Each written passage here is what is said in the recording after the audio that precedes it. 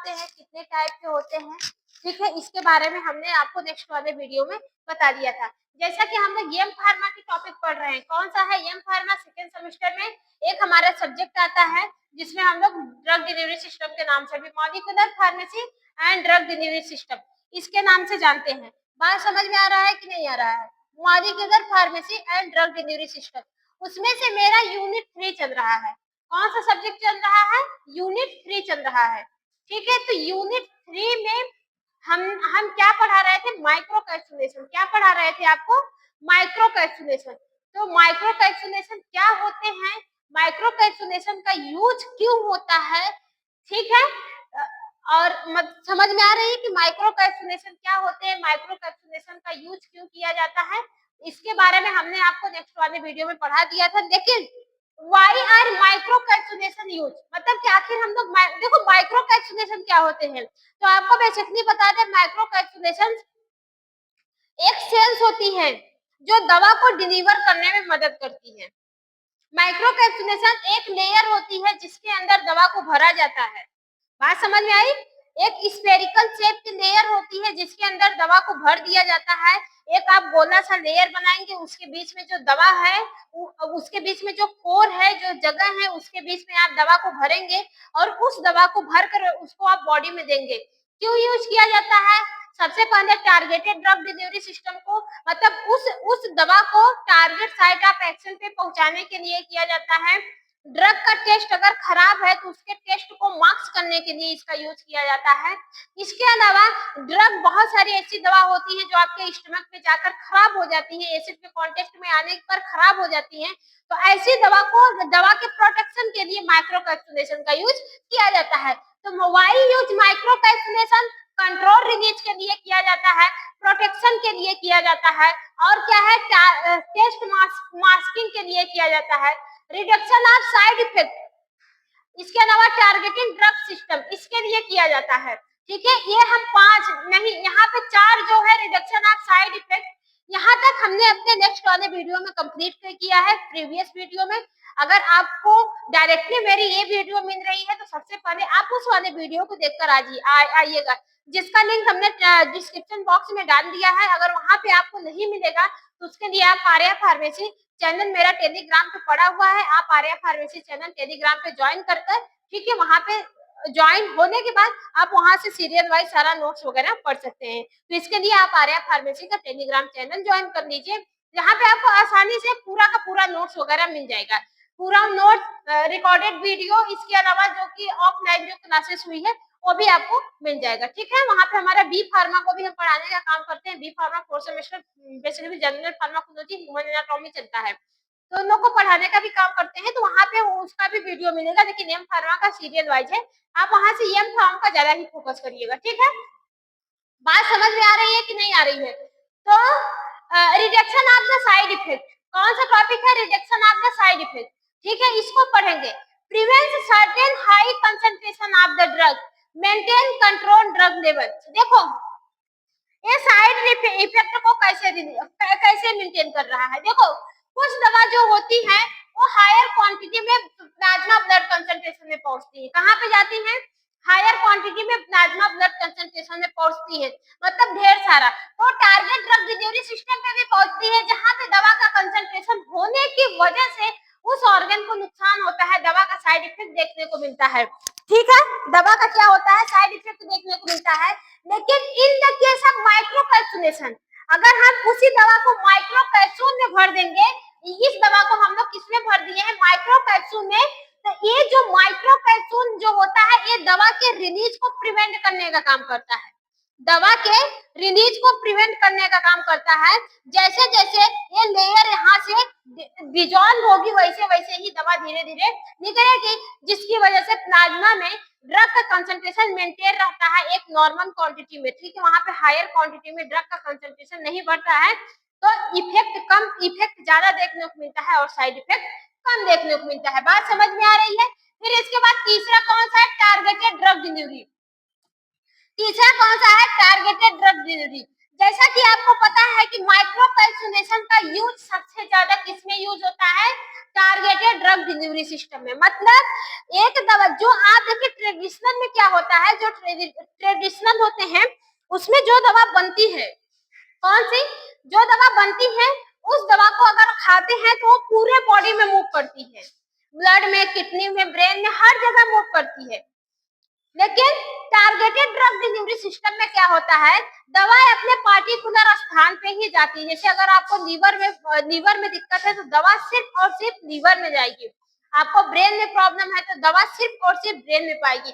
तो targeted drug delivery system का मतलब यही होता है, दवा को डिलीवर किया जाता है एक टारगेटिंग साइट पे, यानी कि साइट ऑफ एक्शन पर।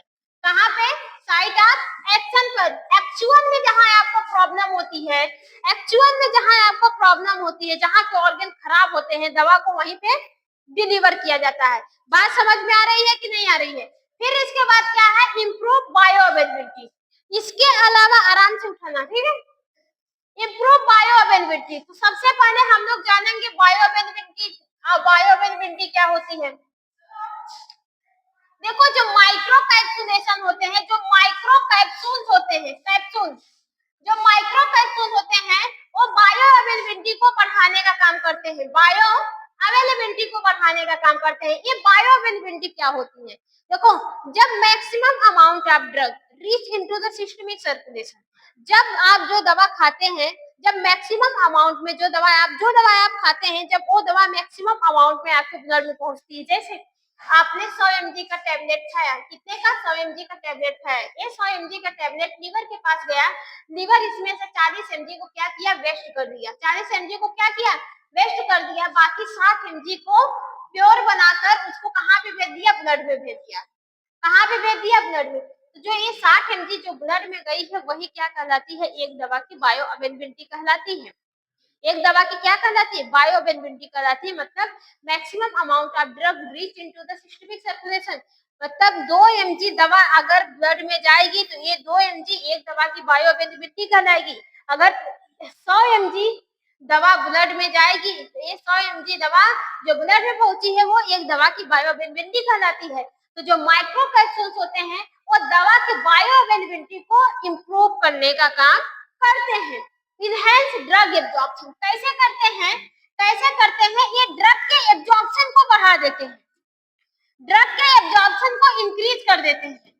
जब ड्रग का एब्जॉर्प्शन प्रॉपर तरीके से होगा तो वहां पे दवा का कंसंट्रेशन ब्लड में ज्यादा पहुंचेगा। बात समझ में आई? एब्जॉर्प्शन डिपेंड करता है बायो अवेलेबिलिटी पर। अगर किसी भी दवा का एब्जॉर्प्शन क्या होता है, जब दवा ब्लड में पहुंचे, वही प्रोसेस एब्जॉर्प्शन कहलाती है। बायो अवेलेबिलिटी भी एक्चुअल अमाउंट ऑफ दवा, जब मतलब कि एक अमाउंट में दवा बहुत ब्लड में पहुंचती है तो वो एक दवा की बायो अवेलेबिलिटी कहलाती है। जब दवा ब्लड में पहुंचती है, साइट ऑफ एक्शन से मूव करते करते जब दवा ब्लड में पहुंचती है तो क्या कहलाती है, वो एब्जॉर्प्शन कहलाते हैं। जो माइक्रो कैप्सूल्स होते हैं, माइक्रो कैप्सूल्स एक दवा की एब्जॉर्प्शन को बढ़ाते हैं, दवा के एब्जॉर्प्शन को बढ़ा देते हैं, जिसकी वजह से बायो अवेलेबिलिटी भी इंक्रीज हो जाती है। Useful for poorly soluble drug, ये सबसे ज्यादा उसके लिए किया जाता है जो ड्रग पुअरली सॉल्युबल होती है, मतलब ये वाटर में कम डिजॉल्व होती हैं, ऐसे दवा के लिए यूज किया जाता है। मतलब कि बहुत ही स्लो डिजॉल्व होती है, ऐसे दवा के लिए यूज किया जाता है। तीसरा कौन सा है, suppression of the incompatible drug, incompetitive, suppression of incompatible drug, ठीक है, sorry, suppression of incompatible drug, ठीक है, prevents interaction between the incompatible drug, ठीक है। If drug can be encapsulated, जैसे मान लीजिए, जैसे एक दवा आप खाएं, फिर इसके बाद आप दूसरी भी दवा खा लिए तो वो एक दोनों दवा आपस में रिएक्ट कर जाएंगी, क्या कर जाएंगी, रिएक्ट कर सकती हैं आपस में, एक दूसरे एक दोनों दवा के केमिकल जो होते हैं वो आपस में एक दूसरे केमिकल से रिएक्ट कर जाएंगे। वहां पे रिस्क भी हो सकता है कि वहां पे टॉक्सिसिटी भी क्रिएट हो सकती है। लेकिन अगर उसी दवा को हम लोग माइक्रो कैप्सूल में फिल करके देंगे तो वो दूसरी दवा से रिएक्ट नहीं करेगी, जिसकी वजह से सप्रेशन, मतलब बोलती है एक दवा के केमिकल रिएक्शन को सेपरेट करने का काम करती है। क्यों? क्योंकि दवा के ऊपर लगा है एक पॉलीमर, क्या लगा है, पॉलीमर। अब ये दवा को इस दवा के अंदर जाने के लिए पहले इस पॉलीमर को खत्म करना पड़ेगा, तभी ये इस दवा से भेंट कर पाएगा। जब भेंट करेगा तभी रिएक्शन होगा। तो ऐसा होता ही नहीं है, बस माइक्रो कैप्सूल धीरे धीरे डिजॉल्व होता है, दवा धीरे धीरे निकलती है। इसके अलावा क्या है, control release of the volatile oil substance. देखो बहुत सारे वोलेटाइल ऑयल सब्सटेंस होते हैं। वोलेटाइल वो कंपोनेंट्स होते हैं जो हवा में उड़ जाते हैं। पेट्रोल हवा में उड़ जाता है, किस नेचर का है, वोलेटाइल नेचर का है। गैसेस हवा में उड़ जाता है, किस नेचर का है, वोलेटाइल नेचर का। पानी को थोड़ा सा आप हीट करेंगे, वो भी हवा में इवापोरेट होने लगती है, वो किस नेचर की है, वोलेटाइल नेचर की है, मतलब भाप बन के उड़ने लगती है। ठीक है, पेट्रोल भी एल्कोहल होते हैं, वो भी हवा में इवापोरेट होने लगते हैं। तो ऐसी बहुत सारी दवा भी होती है, बहुत सारे गैसेस भी होती है जो हवा में इवापोरेट हो जाती है। तो ऐसी दवा के प्रोटेक्शन के लिए माइक्रो कैप्सूलेशन का यूज किया जाता है, उसके इवापोरेशन को बचाने के लिए। अब ये दवा जो है गैस फॉर्म में है, ये इवापोरेट हो रही है, खुद ही है इवापोरेट हो रही है। अब इसके ऊपर से क्या चढ़ा दिया जाता है, एक लेयर चढ़ा दी जाती है, एक माइक्रो कैप्सूल की लेयर चढ़ा दी जाती है। अब ये दवा प्रॉपर तरीके से इवापोरेट नहीं होगा। बात समझ में आई? अब ये दवा इवापोरेट नहीं हो सकता है, क्यों? क्योंकि इसके ऊपर एक लेयर है। अब ये लेयर प्रोटेक्शन प्रोवाइड करवाती है। तो इवापोरेशन कंपोनेंट के लिए सबसे ज्यादा यूजफुल होता है, क्योंकि उसके रिलीज को क्या करता है, कंट्रोल करने का काम करता है। प्रोवाइड लॉन्ग इलास्टिक इफेक्ट, जिसकी वजह से लॉन्ग इलास्टिक इफेक्ट भी बना रहता है। जैसे आपका परफ्यूम्स हो गया, क्या हो गया, परफ्यूम्स। ठीक है, अगर आप कपड़े में डालते हो, देखेंगे 2 मिनट बाद उड़ जाएगा, सिर्फ खुशबू रह जाती है। कुछ ऑयल भी रहता है और कुछ पेस्टिसाइड्स भी रहती हैं। पेस्टिसाइड्स ऐसे दवा होती है जो कीड़े मकोड़े को खत्म करती है, कीड़े मकोड़े को, मतलब कि जो पेड़ पौधे पे जो कीड़े लगते हैं उसको खत्म करने का काम करती है। इसके बाद कौन सा है, इसके बाद आपका है protection from the gastric environment. ठीक है, इसके अलावा क्या बोला है कि ये जो माइक्रो कैप्सूल्स होता है वो दवा को गैस्ट्रिक इन्वायरमेंट से बचा के रखता है। अब देखो बहुत सारी ऐसी दवा होती हैं जो गैस्ट्रिक मतलब पेट में जाने, जैसे हमारे स्टमक में पहुंचती है, पेट में जाती है, वो तुरंत एसिड के कांटेक्ट में खराब हो जाती है। अब ऐसी दवा को बचाने के लिए माइक्रो कैप्सूल का यूज किया जाता है, सिमिलर टू इंट्री कोटेड, जैसे इंट्री कोटेड टैबलेट होती है वैसे। 10वां क्या है, industrial and cosmetic application. Sorry, ठीक है, बात समझ में आई? इंडस्ट्रियल एंड कॉस्मेटिक एप्लीकेशन के लिए भी इसका यूज किया जाता है।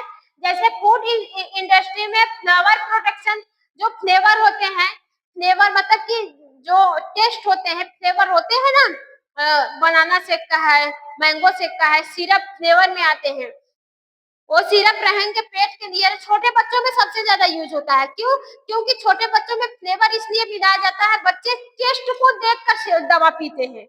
बच्चे क्या करते हैं, टेस्ट को देख, अगर बच्चे को कड़वी दवा पिलाएंगे तो वो नहीं पिएगा।